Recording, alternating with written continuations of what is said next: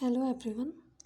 Now in this video we are going to learn the representation of an amino acid कि हम amino acid जितने भी amino acids होते हैं polar या non polar negatively charge positively या aromatic जो भी अमाइनो एसिड हैं उनको एक हम पर्टिकुलर वर्ड और लेटर से रिप्रेजेंट करते हैं जो भी हमें आने वाले एग्ज़ाम में बहुत ज़्यादा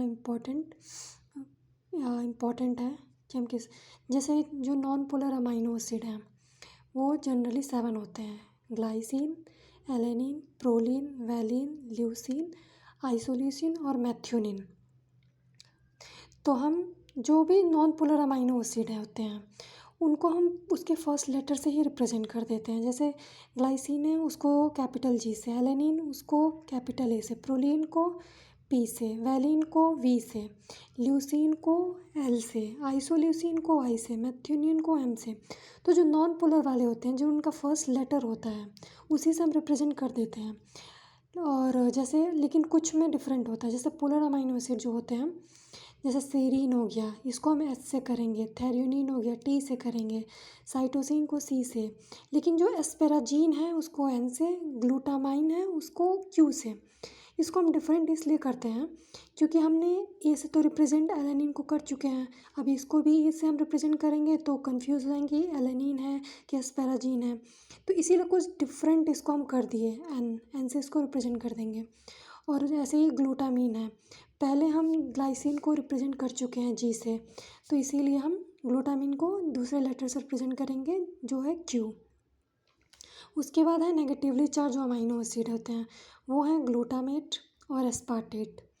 तो हमने ग्लाइसिन भी रिप्रेजेंट किया, ग्लूटामिन भी कर दिया, लेकिन ये जी से हम कर नहीं सकते इसको रिप्रेजेंट, इसलिए हम इसको कैपिटल ई से रिप्रेजेंट करेंगे और एस्पार्टेट को डी से।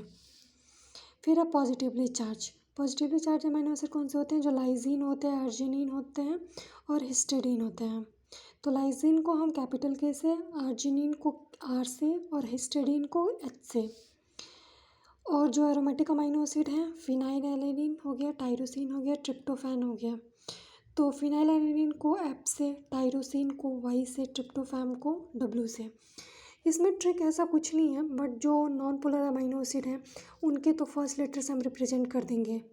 और जो पोलर अमाइनो एसिड होते हैं इनमें दो याद करना पड़ेगा कि एस्पेराजीन और ग्लूटामाइन एन और क्यू से रिप्रेजेंट करते हैं।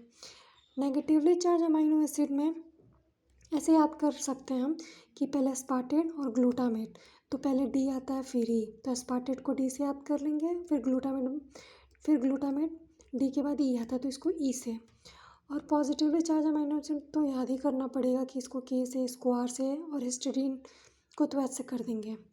और एरोमेटिक के लिए FYW ऐसे याद रख सकते हैं। So that's for today, thank you.